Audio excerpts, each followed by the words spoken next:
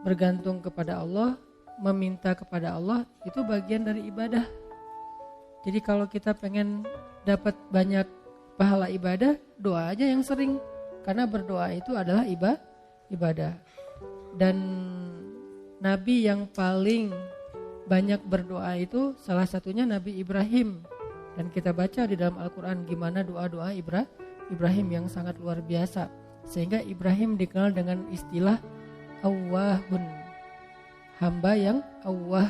Arti awwah itu da'a, arti da'a banyak berdoa. Jadi kalau Ibrahim aja Allah sayang banget kepada beliau karena suka berdoa, berarti doa itu adalah ibadah. Dan Allah gak akan repot sama sekali kalau kita minta. Request kita sebanyak apapun ke Allah gak repot sama sekali. Bahkan kadang-kadang kita meminta sesuatu yang menurut logika kita udah gak mungkin, buat Allah juga bukan sesuatu yang berat. Gak akan Allah terganggu, kamu kalau minta ngira-ngira dong gitu. Masa minta sesuatu yang udah gak mungkin lagi dikabulkan? Enggak, karena ala kulli syai'in qadir, gak ada batasan. Allah maha kuasa atas segala sesuatu. Justru dengan meminta kita lagi belajar iman loh teman-teman. Meminta itu belajar iman, kayak kita lagi mau jalan, naik kendaraan atau naik pesawat. Begitu dia mau take off, Bismillahirrahmanirrahim, ya Allah mudah-mudahan selamat kalau bahasa kita ya. Itu kan belajar bergantung ke Allah. Justru orang yang gak meminta ke Allah, gak bergantung ke Allah, itu istighna, sombong. Memangnya kita yakin take off ini akan berhasil, akan sukses. Apalagi landing, itu lebih berat lagi tuh.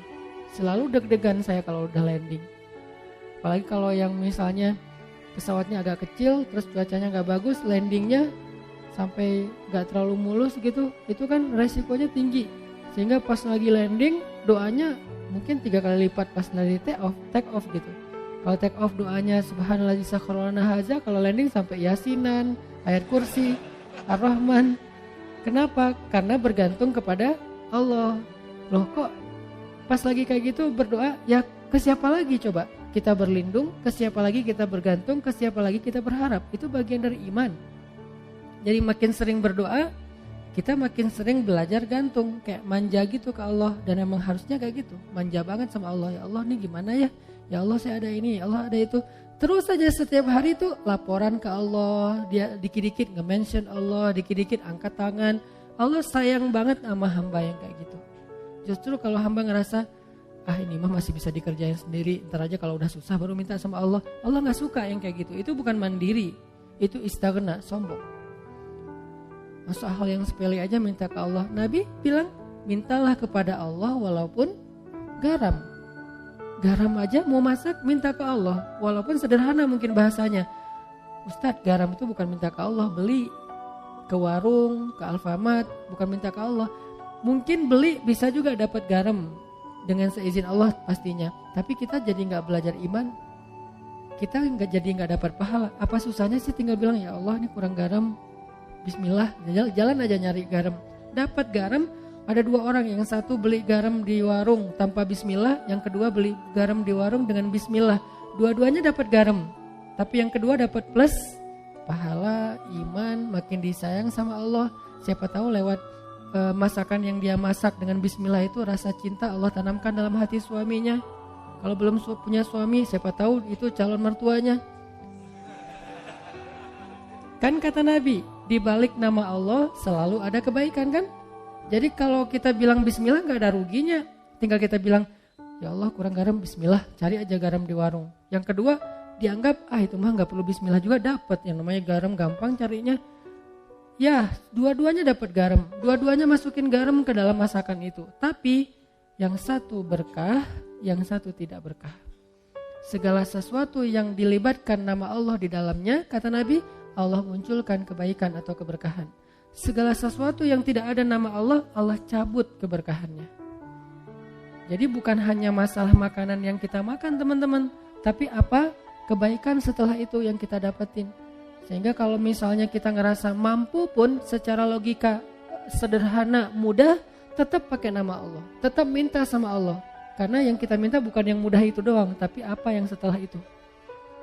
Kita jalan naik motor, cuman dekat doang ke rumah teman atau kemana gitu yang mungkin bahkan kadang-kadang nggak perlu takut ada razia atau apa karena terlalu dekat gitu, atau di kampung nggak pakai helm juga, walaupun ini bukan saya nggak nganjurin ya. Kan banyak tuh realitasnya kayak gitu ya. Lupa bismillah, giliran yang jalannya biasa pakai razia. Bismillahirrahmanirrahim, bismillahirrahmanirrahim, la haula wala quwwata illa billah. Auzubillahi min polisi misalnya.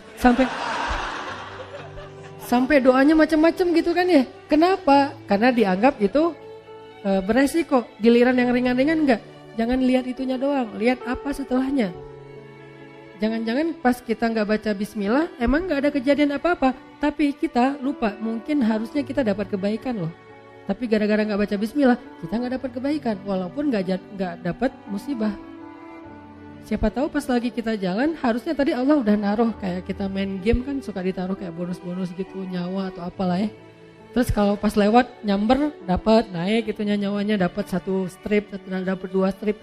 Nah, kalau nggak baca bismillah kita nggak dapat itu, tapi pulang tetap selamat. Akhirnya kita pikir nggak ngaruh juga nggak baca bismillah. Nggak, jangan lihat kejadian itu aja, tapi lihat apa setelahnya. Siapa tahu dengan baca bismillah, bukan siapa tahu sih, yakin dengan baca bismillah kita dapat kebaikan yang kita min haitsu la yahtasib, yang kita nggak pernah tahu, nggak pernah duga.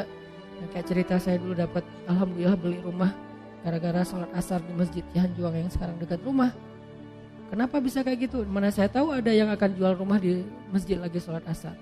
Kalau bukan karena Allah yang ngatur banget kan segala sesuatu teh. Jadi minta sama Allah.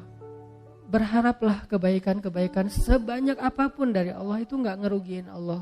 Sampai Nabi mengatakan, seandainya semua makhluk, semua manusia dari mulai Adam sampai manusia terakhir berkumpul sekaligus, lalu mereka semuanya meminta kepada Allah kebaikan dan pertolongan, maka Allah memberikan semua permintaan mereka dikabulkan satu persatu sesuai dengan hajatnya, maka semua itu tidak mengurangi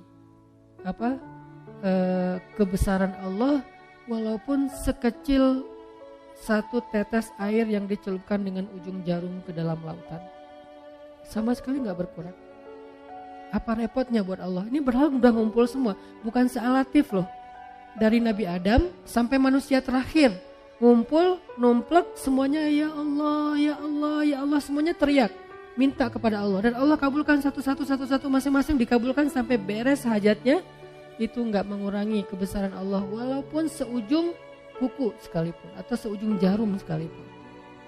Jadi keliru kalau kita memahami seolah-olah Allah jadi repot gara-gara kita minta terus. Gak enak minta sama Allah terus, mending kita beribadah aja, jangan banyak minta, malu. Enggak, justru Allah kalau kita minta, Allah malu gak ngasih. Kan kata Nabi, Allah itu malu kalau hambanya mengangkat kedua tangannya dan meminta yang baik untuk tidak mengabulkan Allah, itu malu, pasti dikabulkan sama Allah.